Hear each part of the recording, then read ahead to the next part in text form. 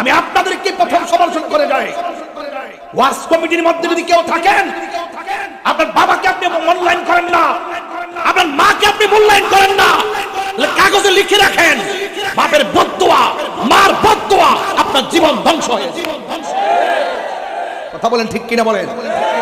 আজকের মাহফিল থেকে সারেন্ডার, চোখের পানি ফেলায়া আমার মতো একদিন আপনি কাঁদবেন। বাবা গো বাবা,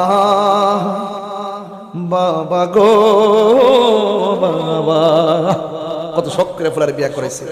আমার ফুলার বউ আমারে বাদ বাইরা দিব। শুনেন, বাদটা কিন্তু বুড়া বিড়ির এই বাইরা দে। তোমার বাপ, তোমার মা, তোমার মাই কিন্তু তোমার বাপের বাদটা বাইরা দেয়।